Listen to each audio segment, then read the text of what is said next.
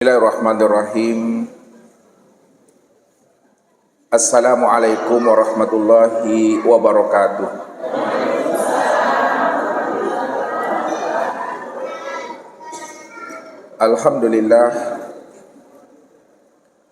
Alhamdulillahilladzi nawwir qulubana binuri ma'rifati wal yakin wa adkhilna ma'al awliya'i wassolihin. Wassalatu wassalamu ala sayyidina Muhammadin nabi sayyidil mursalin wa ala alihi wa sahbihi rasulillahi ajma'in. Wa qala Allahu ta'ala fil Qur'anil Karim, a'udzu billahi minasyaitonir rajim, bismillahirrahmanirrahim. Sanurihim ayatina fil afaq wa fi anfusihim hatta yatabayyana lahum annahul haqq. Wa bil ardi ayatul lil mukminin wa fi anfusikum afala tubsirun.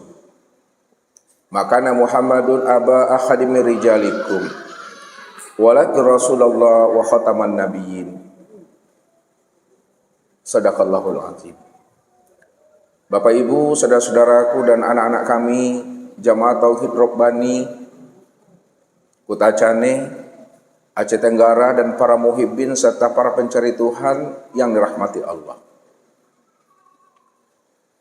Bila mana seorang mukmin ingin menemui Tuhannya dan ingin pula diakui sebagai kekasihnya, maka kenalilah akan rahasia diri dan kenali pula lah Muhammad yang telah wujud dan nyata pada diri kita ini. Karena jalan untuk menemui Allah dan jalan untuk memahami siapa yang sebenarnya yang dikatakan sebagai kekasih Allah, itu tiada lain adalah Muhammad yang telah wujud menjadi rahasia diri kita ini. Sebab jikalau kita tidak mampu mengenal dan memahami akan hakikat rahasia diri kita, dan kita tidak mampu memahami siapa Muhammad itu yang telah wujud pada alam dan sempurna pada diri kita, maka kita tidak akan pernah bisa menemui Allah itu. Karena jalan untuk menemui Allah adalah dengan jalan mengenali Muhammad yang telah wujud menjadi rahasia diri kita ini. Maka itulah yang mesti kita pahami.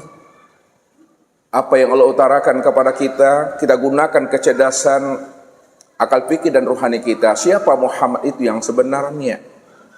Makanya Allah katakan, makana Muhammadun aba ahadim min rijalikum walakin Rasulullah wa khataman nabiyyin.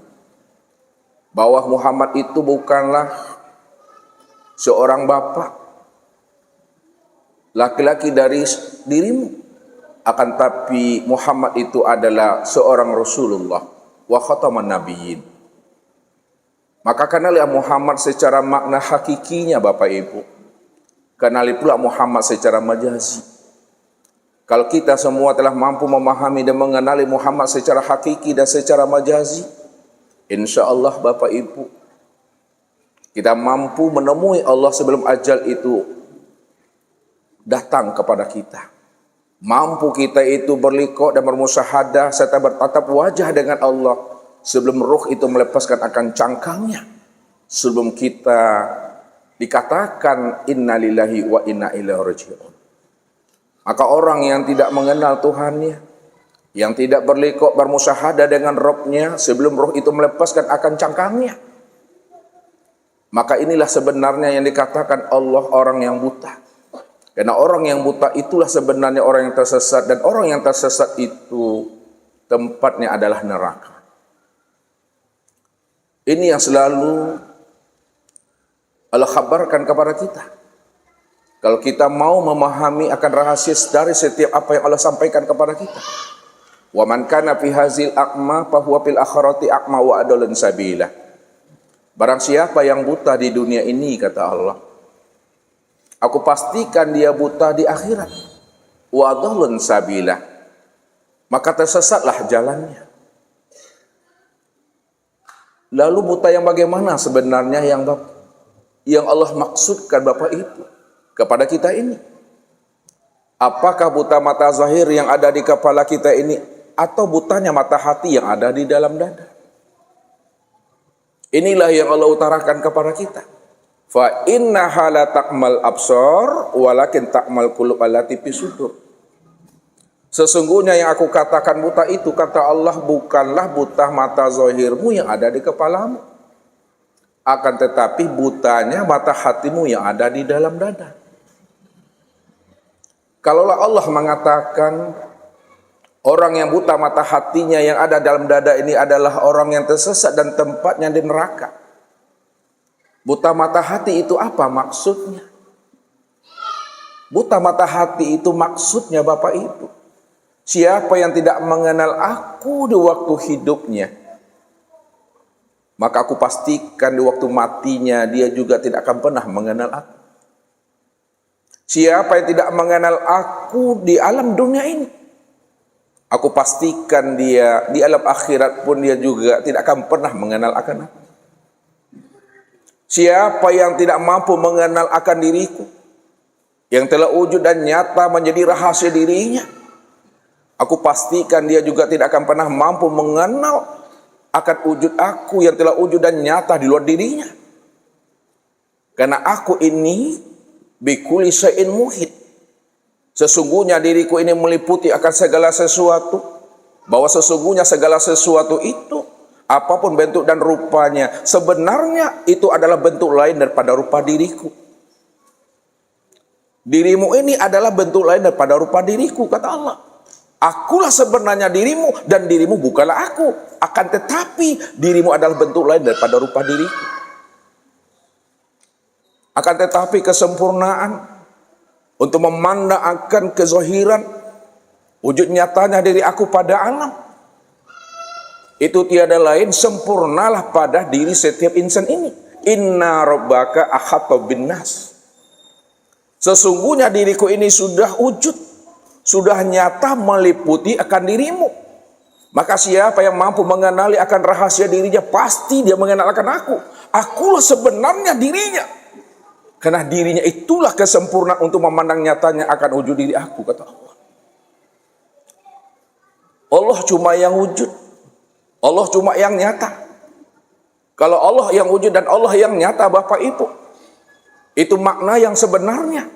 Tidak ada sesuatu apapun yang mampu menghijab, mendindingi akan kewujudan nyatanya diri Allah itu. Maknanya apa? Kalaulah mik ini nyata dan wujud, maka Allah itu lebih nyata, lebih wujud lagi dibandingkan nyata dan wujudnya mik ini. Kalau masjid ini nyata dan wujud, maka Allah itu lebih wujud dan lebih nyata lagi dibandingkan wujud nyatanya masjid ini. Kalau aku yang wujud semata-mata, kata Allah, dan tidak ada sesuatu apapun yang menyertai akan diriku, karena Allah lam yakun syai'an ma'ahu, tidak ada sesuatu apapun yang mampu menyertai akan diri Allah. Itu maknanya, jangan disandingkan aku dengan sesuatu yang lain, karena sesuatu yang lain tidak pernah ada. Sesuatu yang lain itu kalau ada, itu sebenarnya adalah bayang-bayang untuk memandang akan wujud nyatanya diri aku. Aku juga lah yang sebenarnya itu, kata Allah. Maka dalam bahasa hakikatnya, karena kesempurnaan memandang wujud nyatanya Allah itu pada insan, maka insan itulah yang dikatakan ainullah, nyatanya Allah itu. Insan itulah yang disebut wujudullah, wujud memandang nyatanya akan rupa Allah itu. Insan itulah sebenarnya hakikatullah yang sebenar-benarnya. Kalau dilihat dan dipandang, insan itu di dalam bahasa ilmu tarikatnya, maka insan itulah yang disebut namanya mir'atillah, cermin untuk memandang akan nyatanya rupa diri Allah. Maka disitulah Allah menjelaskan, wa khalaqa Adam ka suratihi khalaqal insan ala suratir rahman.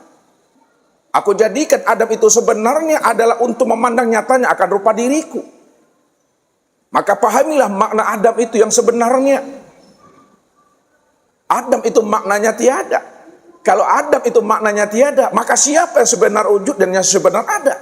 Yang sebenar wujud dan yang sebenar ada itu adalah aku, kata Allah. Maka akulah Adam itu, dan Adam itulah bentuk rupa memandang akan diri aku. Akan tetapi kesempurnaan memandang Adam itu, inilah yang disebut namanya dengan insan. Khalaqal insan ala suratir rahman. Sesungguhnya insan itulah kesempurnaan memandang rupanya ar-Rahman itu. Ini yang Allah utarakan kepada diri kita. Al-insanu sirri wa sirri sifati wa sifati la ghairi. Insan itu adalah rahasiaku. Rahasiaku itu adalah sifatku, dan sifatku itu tiada lain adalah diriku, kata Allah. Kalaulah insan itu adalah sifatku dan sifatku itu adalah diri aku, maka pahamilah, tiliklah siapa dirimu yang sebenar-benarnya. Siapa yang mau menilik, menyenter ke dalam dirinya, dia ingin memahami siapa sejati diri yang sebenarnya, pasti dia mampu mengenal dan menemui aku yang sudah wujud nyata pada dirinya.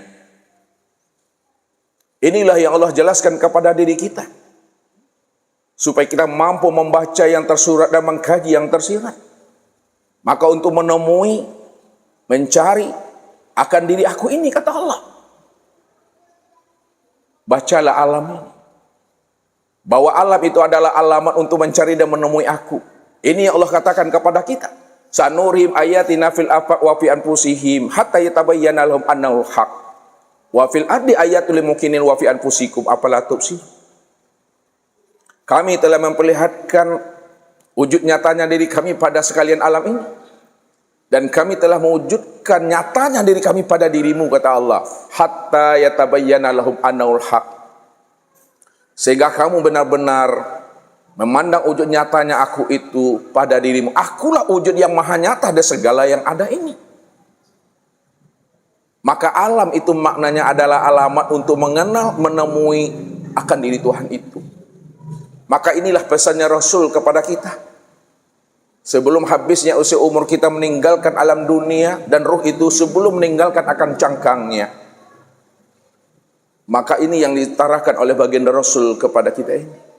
Man talabal maula bi ghairi nafsin faqad dolalan baidah. Barang siapa ingin mencari dan menemui Tuhannya keluar daripada dirinya, faqad dolalan baidah, maka sungguh ia berada pada kesesatan yang sangat jauh. Kalau kita memahami Allah itu wujud nyata dan terang, Bapak Ibu, lalu kita mencarinya dengan senter. Kalau memang Allah itu wujud nyata dan terang, kita senter, Bapak Ibu, kita tidak akan pernah mampu bisa menemui akan dirinya. Namun ketika kepala senter ini kita arahkan kepada diri kita, barulah kita mampu menemui akan dirinya, bahwa dirinya yang wujud dan yang nyata itu sudah nyata dan terang pada diri sendiri. Karena diri sendiri bukanlah diri kita, akan tetapi diri sendiri nyatanya akan dirinya Allah itu. Cuma kita terhijab karena keakuan diri kita. Kita terhijab karena ilmu kita. Kita terhijab dengan akal pikir diri kita. Maka siapa yang ingin menemui aku, siapa yang ingin mencari aku, keluarlah kamu dari dirimu. Sebab apa? Bila engkau adalah engkau, maka engkau tak kenal aku. Bila engkau bukanlah engkau, pasti engkau kenal akan aku. Itu maknanya. Bila engkau adalah engkau, maka engkau tak kenal aku. Bila engkau merasa engkau yang wujud dan engkau yang bersifat, aku pastikan engkau tidak pernah mengenal aku. Karena yang wujud dan bersifat itu adalah aku. Akan tetapi bila engkau bukanlah engkau, pasti engkau kenal aku. Kalau engkau sadar sesadar-sadarnya bahwa engkau itu bukanlah wujud, engkau itu bukanlah bersifat, sejak dahulunya, sekarang, dan yang akan datang, pasti engkau mampu menemui aku, karena yang wujud dan bersifat itu adalah aku. Akulah dirimu, dirimu bukanlah aku, akan tetapi dirimu bentuk lain daripada rupa diri aku, kata Allah. Maka menemui akan Allah itu, temuilah pada diri kita ini.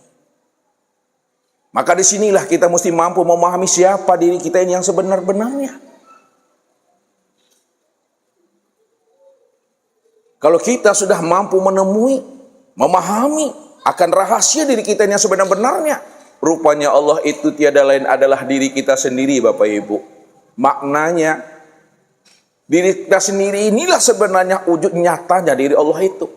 Tapi ingat, walaupun Ustadz mengatakan diri kita ini wujud nyatanya diri Allah, tapi diri kita ini bukanlah kenyataan wujud diri kita. Akan tetapi diri kita ini kenyataan wujud nyatanya diri Allah. Sekiranya orang mengatakan kita ini orang, tapi orangnya kita bukanlah nyatanya akan wujud diri kita. Walaupun ada manusia mengatakan kita ini manusia, tapi manusianya kita bukanlah kenyataan wujud diri kita.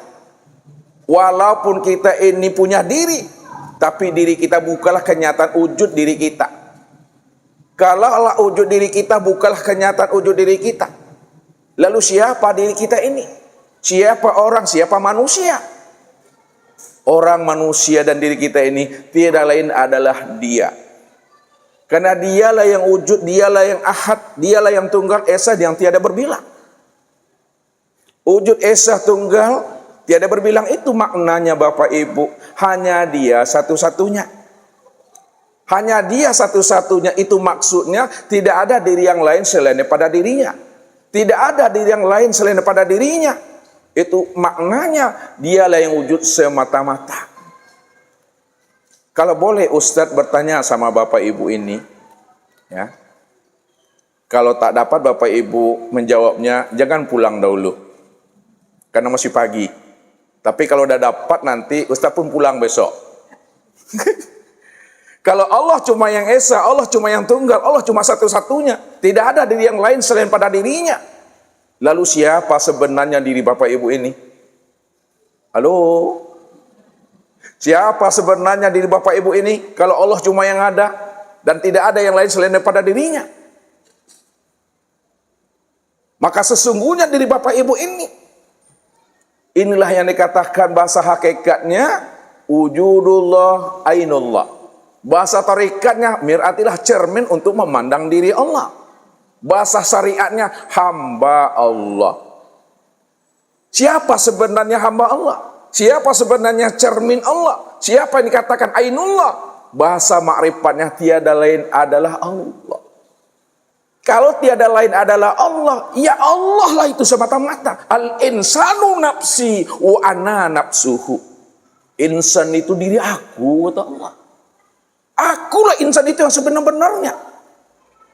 Ketika Allah menjelaskan kepada kita insan itu aku dan akulah sebenarnya insan itu. Pertanyaannya Bapak Ibu, apakah Bapak Ibu mengaku Allah? Apakah Bapak Ibu jadi Allah?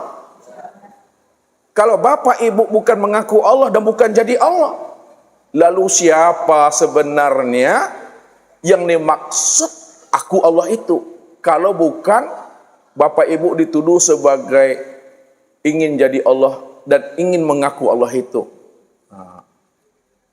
Halo? Disuruh mengaku Allah tidak. Menjadi Allah pun tidak. Lalu apa makna sebenarnya? Yang ada itu hanya Allah, ya Allah. Apakah ngaku Allah? Tidak. Ingin jadi Allah? Tidak. Jadi Fir'aun nanti. Makna yang sebenarnya di sebalik kata-kata itu, ini Allah, ini nyatanya Allah, ini Allah. Itu maksudnya Bapak Ibu, bukan kita ngaku Allah, bukan pula kita jadi Allah. Akan tetapi makna itu mesti dipahami dengan rasa. Sesungguhnya kata-kata itu untuk memberikan pemahaman dan penjelasan kepada jamaah, kepada umat. Sesungguhnya yang ada itu hanyalah Allah semata-mata. Untuk menghantarkan paham saja. Yang ada itu sejak dahulunya, sekarang dan yang akan datang hanya Allah. Nggak ada kita. Maka inilah yang kita ambil hikmah dan iktibar. Ketika seorang santri Syekh Maulana Mali Ibrahim menyampaikan pesan kepada santrinya, wahai santriku, aku ini mau minta tolong kepada dirimu. Ya, tolong sampaikan pesan aku kepada Syekh Siti Jenar. Kasih tahu beliau bahwa beliau hari ini juga dipanggil oleh Syekh Maulana Amal Ibrahim, dipanggil oleh aku. Sampaikan itu. Baik Tuan Guru. Lalu pergilah santri ini Bapak Ibu menemui Syekh Tuan Guru Syekh Siti Jenar. Wahai Tuan Guru Syekh Siti Jenar, dirimu dipanggil hari ini juga oleh Syekh Maulana Amal Ibrahim. Apa jawaban beliau Syekh Siti Jenar? Syekh Siti Jenar tidak ada, yang ada selema abang. Maka baliklah santri tadi Bapak Ibu. Pulang dia menemui gurunya. Wahai Tuan Guru Syekh Maulana Amal Ibrahim, aku dah sampaikan pesanmu kepada beliau, tapi beliau mengatakan Syekh Siti Jenar tidak ada guru, yang ada Syekh Lema Abang. Lalu apa kata gurunya? Kamu ulang lagi kembali, temui dia, kasih tahu. Wahai Syekh Lema Abang, engkau dipanggil oleh Syekh Maulana Amal Ibrahim hari ini juga. Nah, sampaikan seperti itu. Baik Tuan Guru. Pergilah beliau lagi Bapak Ibu, encong-encong saya bayinya, lihat tahu encong-encong, mau dudu-dudu saya, bahasa kota Acehnya apa tuh, encong-encong tuh. Bapak Ibu tak paham ya, maka Ustaz pun tak ngerti juga lah tuh. Encong-encong dudu-dudu tuh, tegopoh-gopoh lah, tahu tegopoh-gopoh? Anda juga tahu panik laku tuh. Terburu-buru, encong-encong yang bahasa Ustaznya. Apa kata beliau? Wahai Tuan Guru Syekh Lema Abang, diri engkau dipanggil oleh Maulana Amal Ibrahim hari ini juga. Apa kata beliau? Wahai santri, Syekh Lema Abang tidak ada, yang ada hanya Allah. Tambah bingunglah santri tadi. Balik lagi menemui gurunya Bapak Ibu. Wahai Tuan Guru Syekh Maulana Amal Ibrahim, aku dah sampaikan pesanmu. Kata aku, wahai Syekh Lema Abang, dirimu dipanggil oleh Maulana Amal Ibrahim. Tapi jawaban beliau, Guru, Selema Abang tidak ada, yang ada hanya Allah. Makanya paning aku Guru. Apa kata gurunya? Sekarang kamu jumpai beliau kembali. Katakan kepada beliau, wahai Syekh Siti Jenar, wahai Selema Abang, wahai Allah, hari ini juga engkau dipanggil oleh Maulana Amal Ibrahim. Baik Tuan Guru. Pergilah beliau Bapak Ibu menemui kembali. Sampai di sana apa kata beliau? Wahai Tuan Guru Syekh Siti Jenar, Syekh Lema Abang, Allah, dirimu dipanggil oleh Maulana Amal Ibrahim. Maka barulah beliau bisa datang menemui Syekh Maulana Amal Ibrahim. Yang menjadi PR kita, yang menjadi persoalan kita Bapak Ibu. Ketika Syekh Siti Jenar, Syekh Lema Abang mengatakan dirinya Allah kepada santri, apakah dia mengakui dirinya Allah atau mengakui dirinya telah jadi Allah? Kata-kata Syekh Siti Jenar, Syekh Lema Abang mengatakan Allah, mesti dipahami bahwa beliau tidak pernah mengatakan dirinya itu mengaku Allah. Beliau tidak pernah mengatakan bahwa dirinya jadi Allah. Kalau dia tidak mau mengakui dirinya Allah dan tidak pula mengatakan dirinya jadi Allah, lalu apa makna kata-kata yang diutarakannya itu kepada santri itu? Kata-kata yang diutarakan kepada santri itu sebenarnya beliau ingin memberikan paham kepada santri itu bahwa Syekh Siti Jenar, Syekh Lema Abang sebenarnya tidak pernah ada. Yang ada itu hanya Allah. Jadi dia hanya menghantarkan paham. Allah sajalah yang wujud dan yang bersifat sejak dahulunya, sekarang dan yang akan datang. Maka disinilah ulama-ulama kasab, orang-orang arif billah, selalu menghantarkan suatu pemahaman kepada kita ini, supaya kita tidak berburuk sangka dan suuzon terhadap apa yang diutarakannya itu. Apa kata beliau? Ma yakhruju baina syafatain ilal isyrati wal iktibar. Apa yang keluar daripada dua bibir ini hanyalah menunjukkan suatu isyarat dan iktibar saja. Maka pahamilah makna yang tersirat di balik apa yang diungkapkannya itu. Karena untuk menerangkan dan menjelaskan bahasa hakikat menggunakan kata-kata Bapak Ibu sulit bagi diri kita ini. Karena sulit kita mengutarakan, mengeluarkan makna hakikat melalui kata-kata dan lisan ini. Maka setiap kata yang dikeluarkan dari lisan ini, pahami dengan rasa. Jangan dipahami secara rasio dan akal. Kalau dipahami secara rasio dan akal, Bapak Ibu, maka disitulah terjadinya kesalahpahaman sehingga akan memunculkan namanya fitnah. Jadi orang-orang kasar, Ibnu Arabi, Syekh Siti Jenar, Abu Mansur Al-Halad, Abu Yazid Al-Bustami, mereka tidak pernah mengatakan dirinya Tuhan. Apa yang mereka sampaikan itu sebenarnya untuk memberikan pemahaman dan penjelasan kepada umat, Allah sajalah yang wujud semata-mata, selain dirinya tidak pernah ada. Maka pahami itu maknanya dengan rasa selami. Bahasa itu dengan bahasa kalbu, bahasa rasa, Bapak Ibu. Suatu contoh, Bapak Ibu, saya antarkan pemahamannya. Bahasa fana saja, Bapak Ibu. Fana itu apa artinya, Bapak Ibu? Fana itu lebur ya. Ini batu es. Kemudian batu es ini kita masukkan ke dalam baskom yang telah berisi air. Tunggulah batu es itu yang telah dimasukkan ke dalam baskom berisi air 1 jam.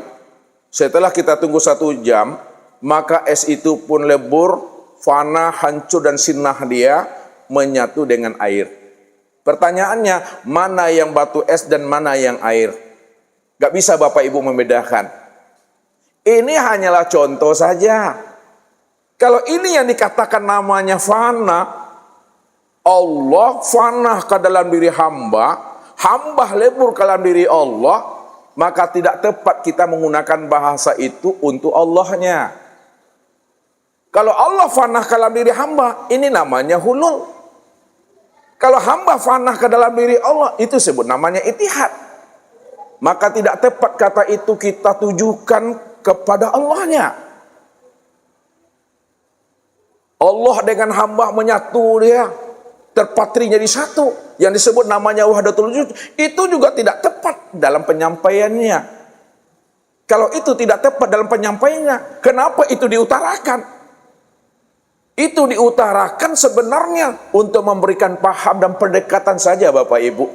Ini yang Ustaz katakan tadi, menerangkan bahasa hakikat amat sangat sulit, Bapak Ibu. Sulit bagi kita untuk mengeluarkannya.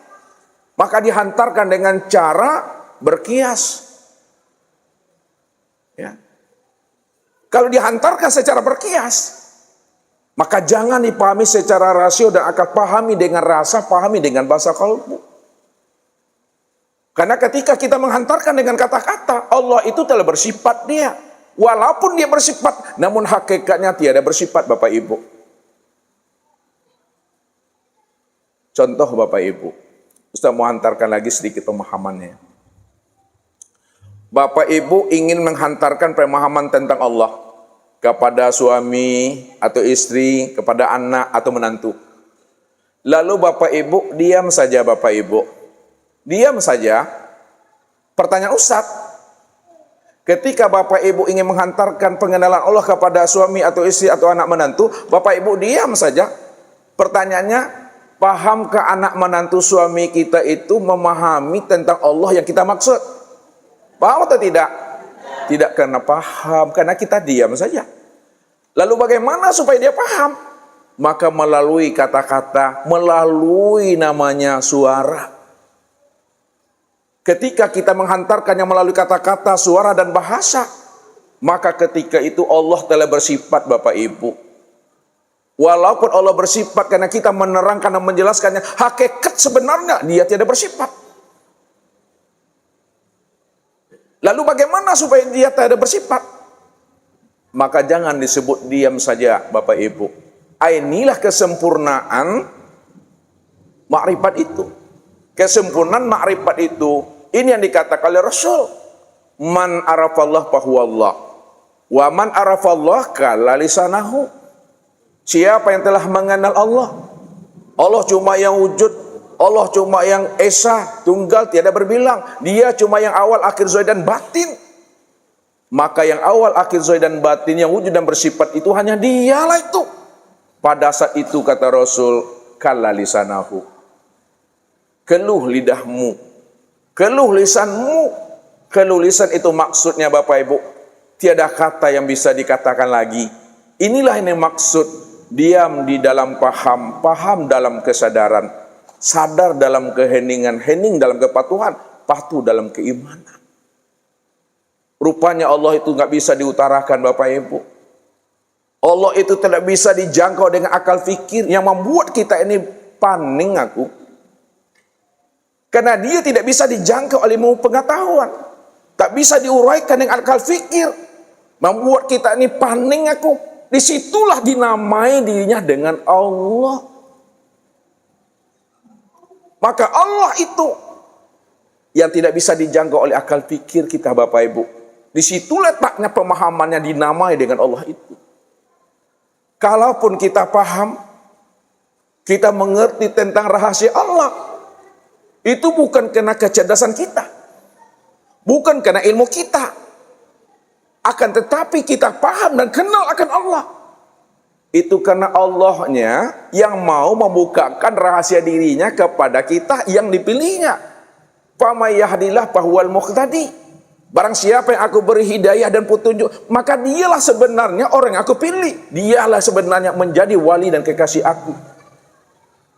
Kalaupun Allah memperkenalkan dirinya kepada wali dan kekasihnya Bapak Ibu, itu sebenarnya sebatas yang diberitahukannya kepada kekasihnya. Yang belum diberitahukannya, maka kita nggak akan pernah tahu. Kita tahu tentang Allah hanya sebatas yang diberitahukannya kepada diri kita. Oleh karena itu, jangan sok tahu, sok dekat, sok lebay tentang Tuhan. Dan jangan dibatasi pemahaman Allah itu dengan akal fikir dan diri kita ini. Disitulah rahasianya Bapak Ibu. Orang makrifat tidak pernah mengatakan dirinya makrifat. Dan orang tidak pernah mengatakan dirinya makrifat juga belum tentu makrifat.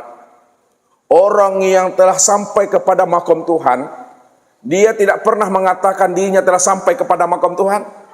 Dan orang yang tidak pernah mengatakan dirinya sampai kepada makom Tuhan juga belum tentu sampai kepada makom Tuhan. Karena ilmu ini tidak ada pengakuan di sana. Makanya orang makrifat itu lebih banyak dia diam saja Bapak Ibu. Ya. Tapi diamnya itu bukan diam-diam, diam di dalam paham maksudnya.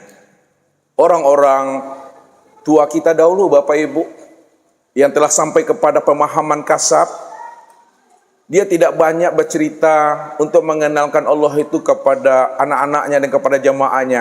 Kalau kamu ingin kenal Allah, kalau kamu ingin menjumpa Allah, duduk kamu di situ. Ketika kamu duduk situ, hening kamu, hening. Itulah yang hening itu dah dia itu. Ketika hening itulah baru kita bersobok. Nih yang turun naik dah. Itu dia itu. Tapi dia tidak menerang itu dia itu tidak pernah di siapa itu. Karena tidak bisa diutarakan Bapak Ibu.